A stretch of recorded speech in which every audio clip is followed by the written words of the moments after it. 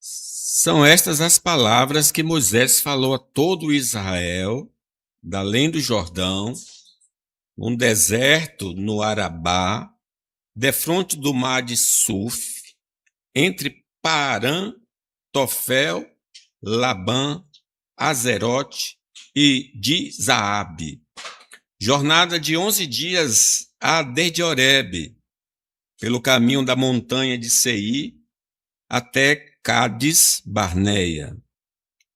Sucedeu que no ano 40º, no primeiro dia do 10º mês, falou Moisés aos filhos de Israel, segundo tudo que o Senhor lhe mandara a respeito deles. Depois que feriu a Seom, rei dos amorreus, que habitava em Esbom, e a Og, rei de Bazã, que habitava em Astarote, em Edrei.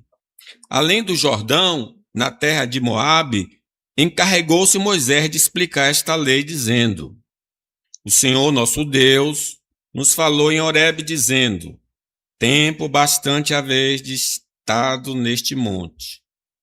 Voltai-vos e parti.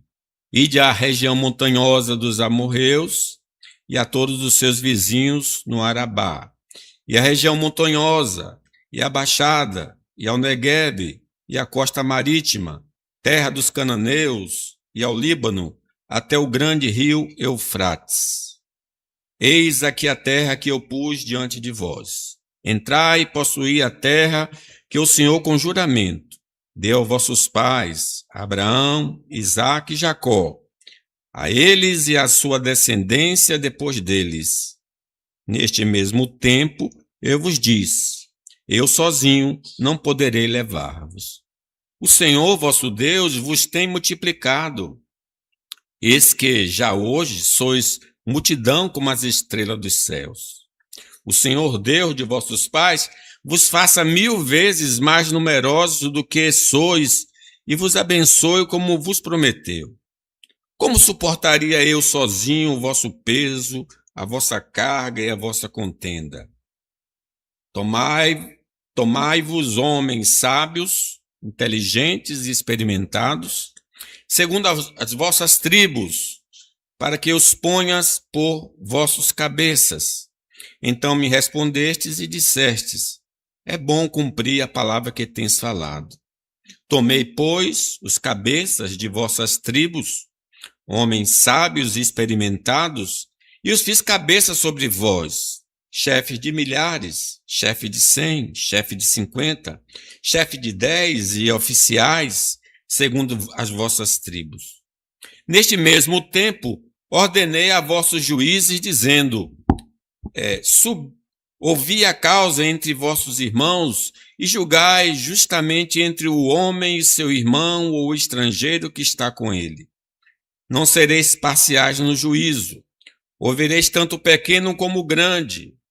Não temereis a face de ninguém, porque o juízo é de Deus. Porém, a causa que vos for demasiadamente difícil, fareis vir a mim, e eu a ouvirei. Assim, naquele tempo, vos ordenei todas as coisas que havíeis de fazer. Então partimos de Horebe e caminhamos por todo aquele grande e terrível deserto que vistes, pelo caminho da região montanhosa dos amorreus, como o Senhor nosso Deus nos ordenara, e chegamos a Cádiz Barneia. Então eu vos disse: tende chegado à região montanhosa dos amorreus, que o Senhor nosso Deus nos dá. Eis que o Senhor teu Deus te colocou essa terra diante de ti. Sobe, possuía, como te falou o Senhor, Deus de teus pais. Não temas, não te assustes. Então todos vós vos chegastes a mim e dissestes: mandemos homens adiante de nós, mandemos homens adiante de nós, para que nos espiem a terra e nos digam por que caminho devemos subir e a que cidades devemos ir. Isto me pareceu bem, de maneira que tomei dentre vós 12 homens, de cada tribo um homem. E foram-se e subiram a região montanhosa, e espiando a terra, vieram até o vale de Escol. E tomaram do fruto da terra nas mãos, e nos trouxeram, e nos informaram, dizendo: é terra boa que nos dá o Senhor nosso Deus. Porém vós não quisestes subir, mas fostes rebeldes à ordem do Senhor vosso Deus. Murmurastes nas vossas tendas e dissestes: tem o Senhor contra nós ódio. Por isso nos tirou da terra do Egito para nos entregar nas mãos dos amorreus e destruir-nos. Para onde subiremos? Nossos irmãos fizeram com que se derretesse o nosso coração, dizendo: maior e mais alto do que nós é este povo. As cidades são grandes e fortificadas até os céus. Também vimos ali os filhos dos Anaquins. Que Deus aplique a sua palavra. Amém. Esse texto bíblico situa o momento histórico após 40 anos de peregrinação e vitórias estratégicas sobre os reis de Sion e Og. Moisés reuniu todo Israel no deserto para explicar a lei. É uma repetição, Deuteronômio é uma repetição, é um contar de novo do que aconteceu no Êxodo.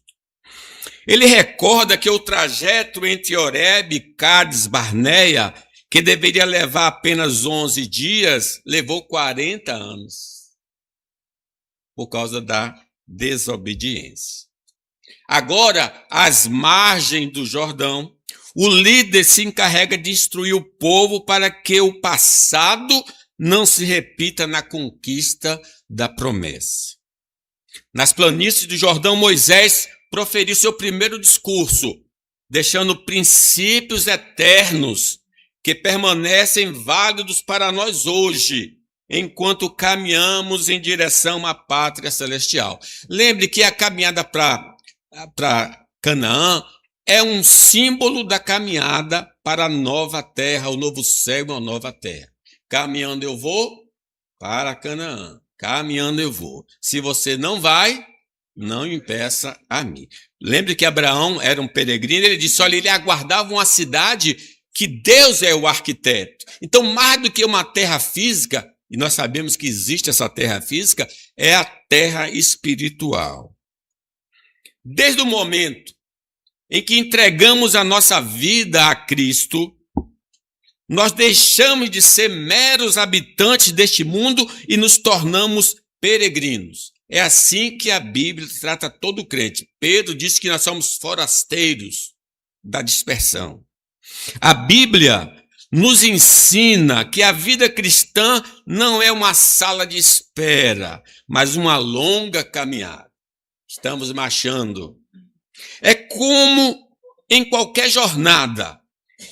Existem desertos a atravessar, gigantes a enfrentar e, principalmente, rotas perigosas que podemos nos desviar do destino final. Então, nós estamos cercados por provações e tentações. Ser fiel até a morte e dar-te-ei a coroa da vida. O livro de Deuteronômio funciona como um espelho para a nossa vida espiritual. Os erros e os acertos daquele povo no deserto são as exatas mesmas lições que precisamos aprender, porque tudo que foi escrito para o nosso ensino foi escrito, a fim de que não cobicemos as coisas que eles cobiçaram. Se nós queremos saber como não nos perder no meio do caminho, como vencer o desânimo e qual a única bagagem aceita nos portões da eternidade, vamos prestar atenção. Vamos tratar desse assunto, 8 passos essenciais da caminhada cristã. Não vou falar deles todos, nem fiquem agitados. Eu vou no passo do gado e das crianças. Devagarzinho, um outro dia eu termino, mas ouçam com atenção, pelo menos no horário desse momento. Primeira verdade que nós precisamos ter na mente desses passos. Nossa morada não é aqui. Veja o 6. O Senhor, nosso Deus, nos falou em Horebe dizendo, tempo bastante haveis estado neste monte. Voltai-vos e parti. Só até aí. Vocês já ouviram a leitura anteriormente. Meus irmãos, por mais que amemos o lugar onde vivemos, esta não é a nossa morada final. Certamente era um lugar, pelo menos tranquilo naquele momento. E nós experimentamos assim, ao longo da vida, momentos agradáveis. E como Pedro, nós podemos estar dizendo assim, nesses momentos agradáveis, bom é estar aqui. Bom é estar aqui. Mas esse bom estar aqui é um aperitivo, é um tira-gosto de Deus para a gente ter uma ideia do que vai ser lá na eternidade. Aqui é só pouquinho. Deus quer dar algo grandioso e eterno para nós. Não é sem razão que vem as tribulações. As tribulações é para nos lembrar que aqui não é bom, que aqui não é o nosso lugar. E que a gente precisa anelar e dizer, Maranata, ora vem, Senhor Jesus. Nossa verdadeira casa nos espera, uma cidade de ouro e cristal. Como os heróis da fé, reconhecemos que somos apenas visitantes neste mundo. Eles mantiveram os olhos no horizonte, desejando algo muito superior à terra que deixaram para trás. Por isso, Deus se orgulha de ser o seu Deus e já lhes preparou um lar eterno. Na casa do meu Pai há muitas moradas. Não nos deixemos iludir pela beleza passageira deste mundo. Ele é um lugar destinado à destruição pelo fogo. O nosso chamado é para escapar da cidade da destruição, tirando as raízes daqui e plantando o nosso coração na terra prometida. Assim diz Pedro, 2 de Pedro 3:7, comigo. Os céus e a terra que agora existem têm sido entesourados para fogo, reservados para o dia do juízo. Diante da certeza de que todos os elementos serão derretidos e desfeitos, como devemos viver? Já que esse mundo vai desaparecer, como devemos viver? A Bíblia então responde, em santo procedimento e piedade, com os olhos para o alto, na promessa, esperando o dia glorioso da volta de Cristo Jesus, nosso Senhor. É tempo então, irmãos, de desviar o nosso olhar tanto das distrações lícitas, as alegrias que Deus nos proporciona neste mundo, quanto às ilícitas deste mundo, os pecados. Nossa visão deve estar fixada na eternidade, onde reside a nossa verdadeira herança. Assim como Deus ordenou ao povo que entrasse e possuísse a terra prometida, nós somos chamados a tomar posse pela fé do que é eterno. Porque sem fé é impossível agradar a Deus. Vamos ver o que diz Hebreus 11.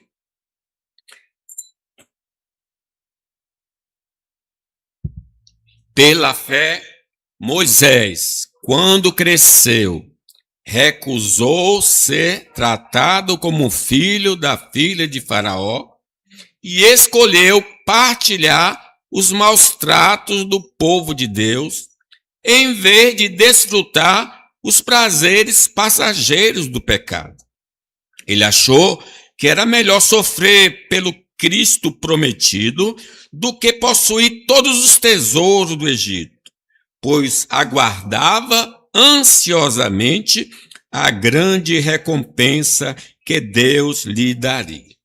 Sigamos então o exemplo de Moisés.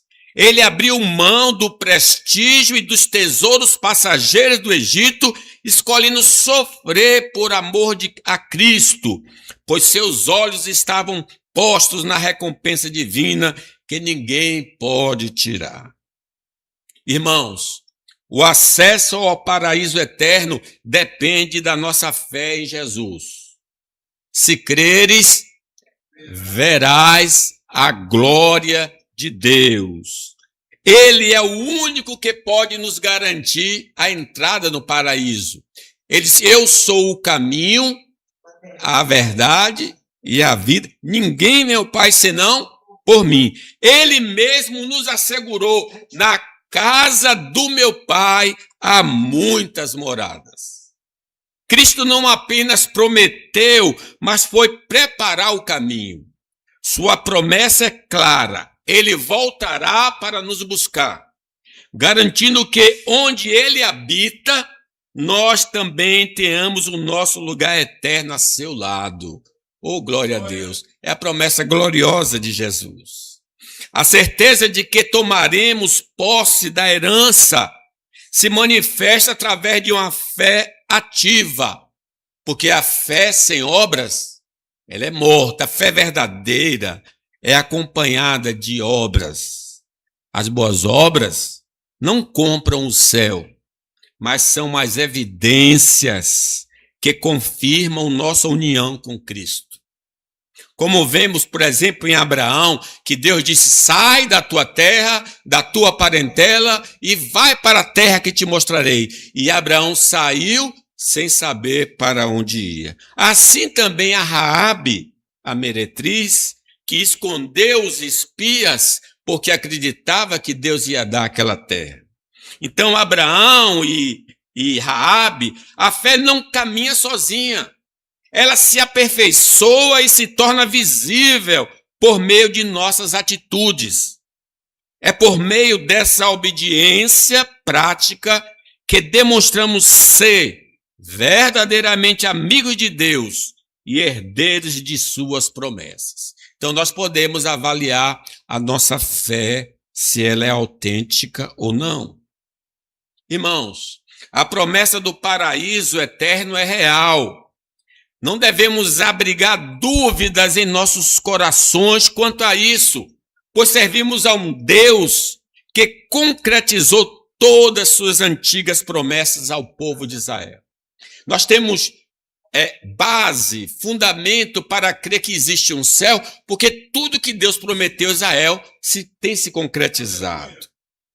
Vamos lembrar do Simão, o sacerdote, quando viu Jesus.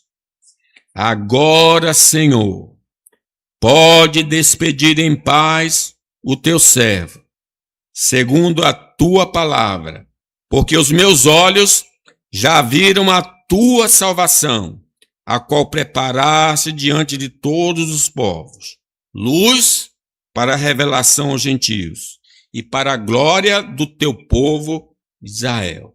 Aquele que preparou a salvação e trouxe luz a todos os povos é o mesmo que nos garante a eternidade a seu lado. Deus que prometeu a Israel, prometeu a nós também. E ele não é homem para que minta, nem filho do homem para que se arrependa. O paraíso, irmãos, é um destino que Deus deseja para nós e para a nossa família. Crê no Senhor Jesus, será salvo tu e a tua casa. Mas para que eles conheçam essa verdade, é necessário pregar o evangelho com as palavras e a vida. Quando Jesus operou um grande milagre na vida de um homem, ele deixou muito claro por onde a missão deve começar. Vai para a tua casa, para os teus, anuncia-lhes tudo o que o Senhor te fez. Sejamos a testemunha de Jesus no nosso lar. Compartilhemos a compaixão que nós recebemos de Deus e deixemos a nossa família maravilhada com o amor do Senhor. Irmãos, é verdade que a jornada de pregar o evangelho à nossa própria família exige persistência. Assim como Jesus nos ensinou na parábola do semeador. Algumas sementes encontrarão resistência. Infelizmente, muitos não vão se interessar e poderão até zombar da nossa fé. Outros podem receber a mensagem com alegria por um momento, mas diante das primeiras dificuldades acabarão abandonando o caminho. No entanto, não podemos perder a esperança. A nossa confiança está em saber que a semente que cai em boa terra sempre dará frutos. Os escolhidos pelo Senhor dentro do nosso lar aceitarão a palavra e, sustentados pela graça, vão perseverar até o fim. Lembre que na mesma casa pode ter perdidos. Esaú tinha o mesmo pai, mesma mãe, mas não se salvou. E eram gêmeos, né? Com Jacó. Segundo lugar, necessitamos de líderes tementes a Deus. Versículo 9 aí. Neste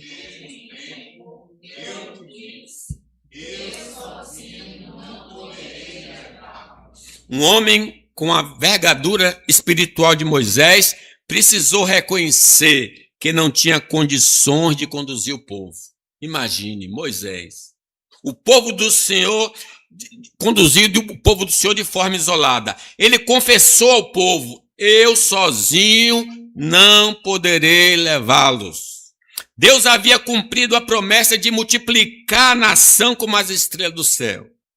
Mas com o crescimento vieram os desafios. Moisés, com muita sabedoria, admitiu: como suportaria eu sozinho o vosso peso, a vossa carga e a vossa contenda? Essa é uma grande lição. A obra de Deus é grande demais para ser carregada nos ombros de uma só pessoa. Por isso que Deus mandou escolher presbíteros, em plural, presbíteros e diáconos. É preciso ter uma liderança. Deus, em sua infinita sabedoria, irmãos, não nos deixou desamparados para a missão. Ele equipou a sua igreja com uma bela diversidade de dons espirituais. Porém, esse objetivo só se cumpre quando nos reunimos como um corpo e decidimos exercer esses dons pautados no amor, promovendo assim o crescimento de todo o povo do Senhor, na graça e no conhecimento de Jesus. Olha o que diz a palavra de Deus em 1 Coríntios 12, 28. Vamos ler? A uns estabeleceu Deus, primeiramente. Em segundo lugar. Em terceiro lugar, mestres. Depois, operadores de milagres. Depois, dom de curar, socorros, governos, variedade de língua. Cada dom importa e todos são necessários para o avanço do reino de Deus. A jornada espiritual não é isenta de dificuldades. No trajeto para a terra prometida, todos nós enfrentaremos momentos de crises existenciais e provações espirituais. Deus sabe que precisamos de amparo e, por isso, estabelece a necessidade de líderes espiritualmente qualificados para nos auxiliar. Mesmo a maioria dos heróis da fé sentiram o peso dessa responsabilidade. Moisés, versículo 12. Como suportaria eu sozinho o vosso peso, a vossa carga e a vossa contenda? A solução para as crises do povo não era um super-homem, mas sim o levantamento de líderes. Deus manda escolher dentre nós homens de boa reputação. Versículo 13 diz: tomai-vos homens sábios, inteligentes, experimentados, segundo as vossas tribos, para que os ponha por vossas cabeças, para caminhar juntos, ouvir e cuidar de cada um. As crises geradas pelo crescimento sempre exigem sabedoria da liderança. Assim foi na igreja em Jerusalém. Com a multiplicação dos discípulos, surgiram necessidades práticas urgentes, como a falha na distribuição de alimento para as viúvas.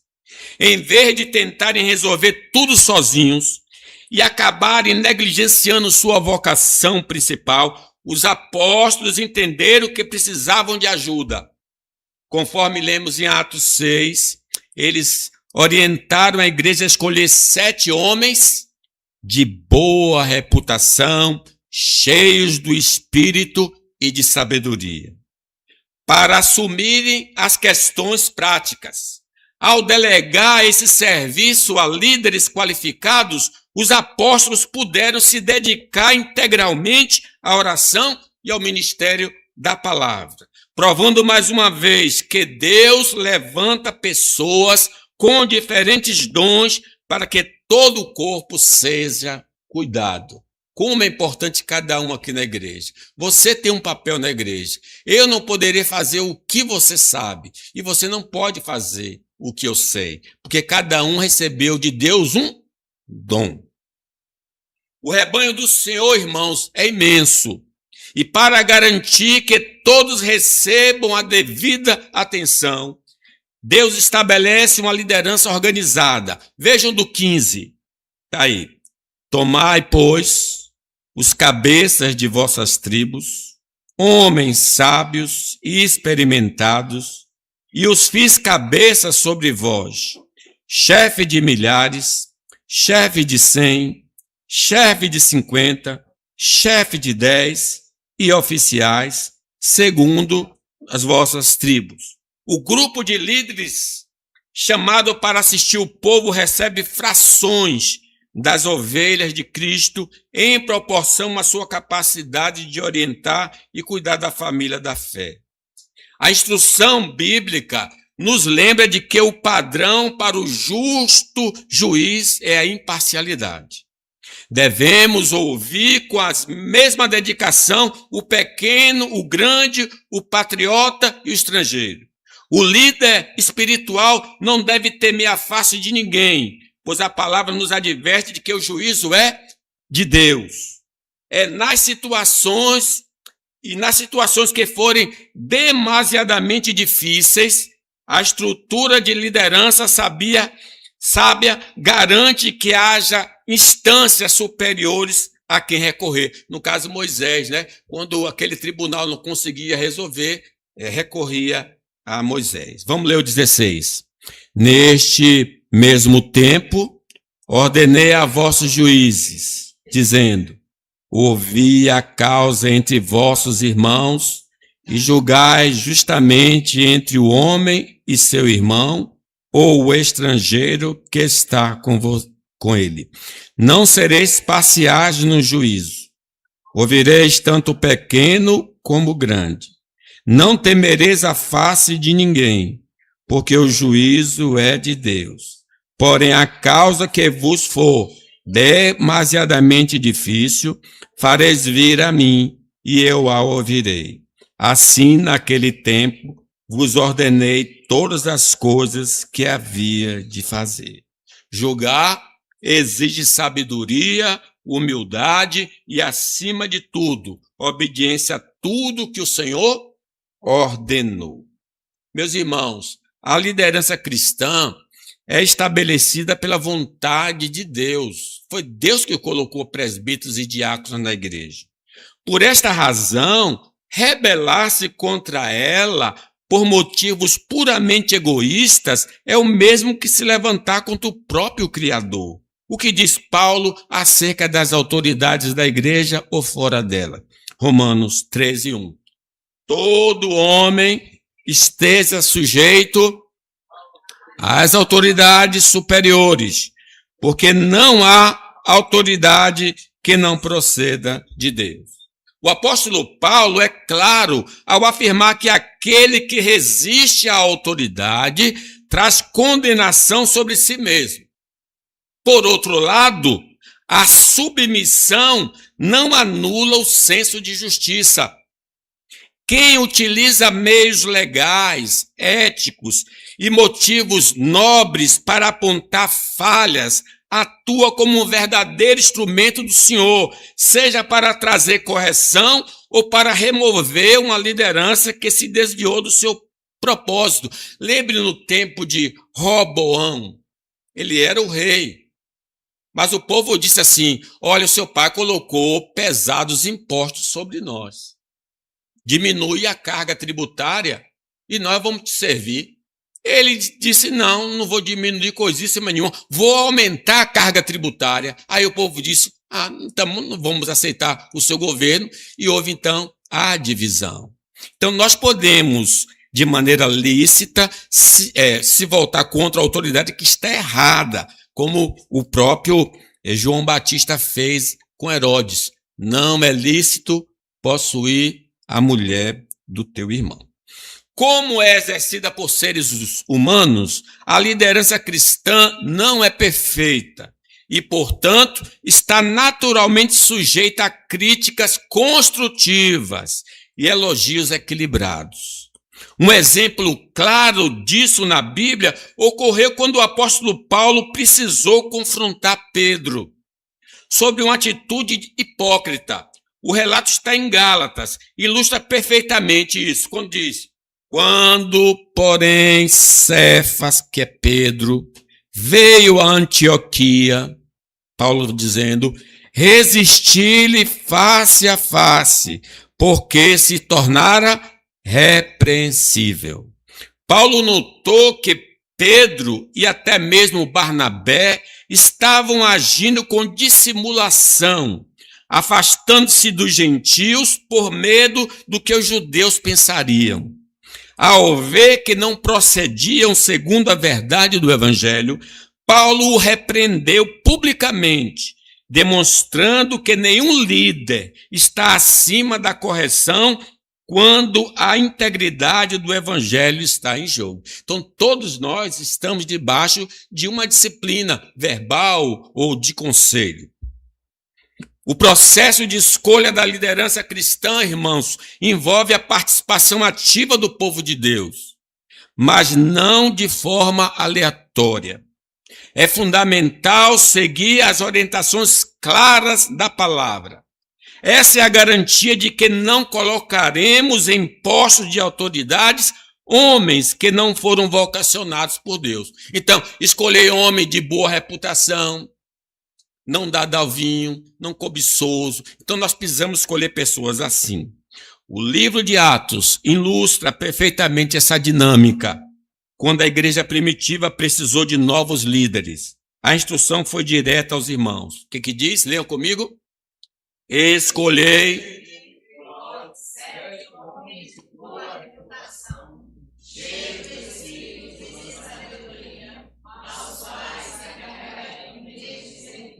Enfim, era para distribuir cesta do amor. E ele diz, cheio do Espírito Santo. Era para distribuir cesta, cheios de sabedoria. Então, veja, é uma coisa simples, mas precisa ser cheio do Espírito Santo. Sendo assim, é nosso dever honrar os presbíteros e diáconos da igreja, reconhecendo que são homens vocacionados pelo próprio Deus e validados pelo povo do Senhor por meio do processo de eleição. Ninguém tomou o poder aqui na igreja. A igreja escolheu os presbíteros e os diáconos. Nunca nos esqueçamos do trabalho precioso que realizam. Eles dobram os joelhos para orar por nós, nos alimentam com a palavra de Deus e, acima de tudo, são modelos inspiradores de como viver o verdadeiro cristianismo. Então, nós temos uma referência viva na nossa igreja, os presbíteros e diáconos. Sendo homens com a mesma natureza que a nossa, os líderes não estão isentos de sucumbir às tentações, cujas quedas podem trazer grandes danos à obra do Senhor. Contudo, diante dessas situações, precisamos recordar o tempo em que dedicaram suas orações em nosso favor. Assumamos, portanto, o compromisso mútuo de interceder por eles, visando a sua plena restauração. Sim, porque quando eles estavam em comunhão, eles oravam por nós. E nós estávamos de pé por causa das suas orações. Aí eles caíram por alguma coisa, e aí alguém diz assim, fulano não presta. Não, ele é um homem sujeito às mesmas tentações que nós. Você tem de lembrar que naquele dia que você estava deprimido, foi ele que te foi visitar, foi ele que foi fazer uma ajuda à sua casa. Então, se ele caiu agora, peçamos misericórdia a Deus, porque o cair é do homem, mas o levantar é do Senhor. E eu vou parar aqui. 2, não passa de gado, ainda faltam 6. Então, o que é que nós aprendemos na nossa caminhada? Que nosso lugar não é aqui. Para de sonhar com as coisas dessa vida, pensar nas coisas de cima, nas coisas do alto, onde Cristo está sentado à direita do Pai. Lembre, Deus colocou homens, sim, homens fracos, mas colocou presbíteros e diáconos para nos orientar, para orar por nós. Respeitemos essas autoridades, desde que elas permaneçam na santa palavra do Senhor. Que Deus nos abençoe.